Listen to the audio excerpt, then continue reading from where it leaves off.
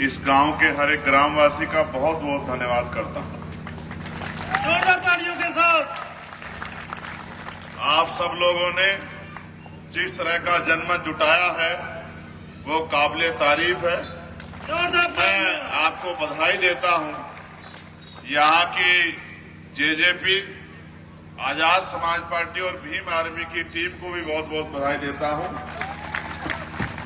सम्मानित साथियों, अपनी बात को शुरू करते हुए मैं सभी धर्मों में जन्मे सभी संतों, गुरुओं और महान पुरुषों को नमन करता हूं।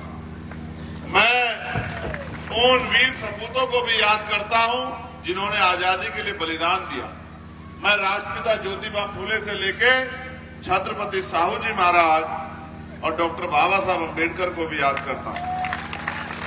मैं मेरे राजनीतिक गुरु मान्यवर साहब काशीराम जी को और जननायक चौधरी ताऊ देवीलाल जी को भी नमन करता हूं। बाबू शिवदयाल चौरसिया, महामना राम सिंह वर्मा, संत राम बी प्रजापति, चौधरी महाराज सिंह भारती और सर छोटू राम जी को भी नमन करता हूं। आज आपके गांव में जिसका नाम खुद में शहर है, अबूब शहर, गांव ये शहर है,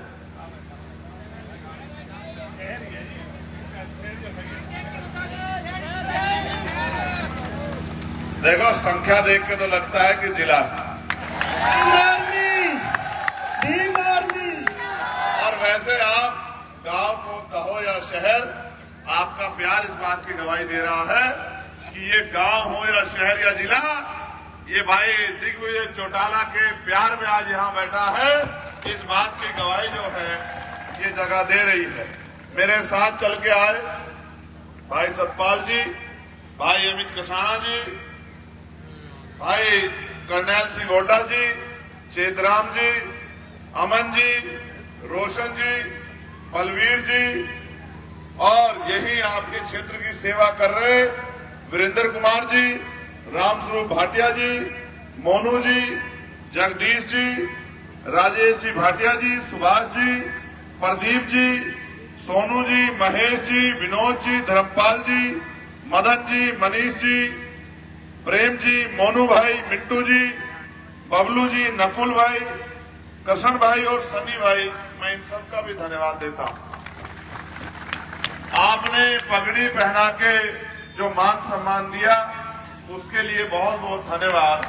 लेकिन असली पगड़ी तो 5 तारीख को जब विधानसभा के चुनाव में आप पोलिंग बूथ पे जाओगे तो असली सम्मान तो तब होगा जब आप मेरे बात में पहरेदारी करके और भाई दिग्विजय चौटाला को चाबी का बटन दबाकर वोट देकर कामयाब करने का काम करोगे।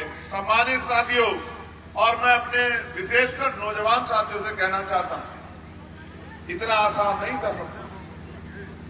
ये आजादी प्राप्त करने के लिए बहुत सारे वीर सपूतों ने बलिदान दिए हैं, कुर्बानियां दी हैं, अपने प्राण न्यौछावर किए हैं और उनके परिवारों को भी तमाम तरह की मुसीबतें सहनी पड़ी।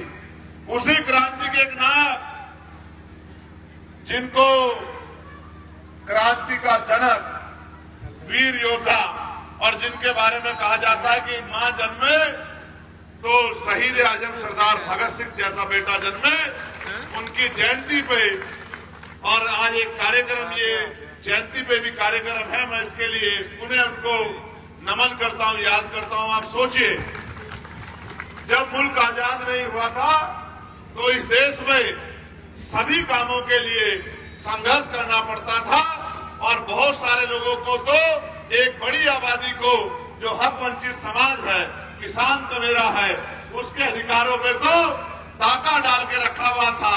राजा महाराजा राज करते थे और राजाओं का जो आदेश होता था वही देश की जनता को मानना पड़ता था। अंग्रेजों का राज था, लेकिन फिर गुलामी की बेड़िया जो मुफ्त में नहीं कटती उसके लिए बलिदान देना पड़ता है। वो गुलामी की बेड़िया कटी और भारतीय संविधान लागू हुआ। हर आदमी बराबर होगा, हर आदमी को आगे बढ़ने का अधिकार होगा, हर आदमी वोट का प्रयोग करेगा। जनता तय करेगी कि कुर्सी पे कौन बैठेगा और जनता तय करेगी कि कुर्सी पे कौन पटका जाएगा।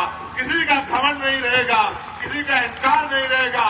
जनता जिसको चाहेगी, चाहे वो किसान का बेटा हो, चाहे वो गरीब का बेटा हो, चाहे वो मजदूर का बेटा हो, चाहे प्राइमरी स्कूल के मास्टर का बेटा हो, चाहे वो कम पढ़ा लिखा हो या पढ़ा लिखा हो।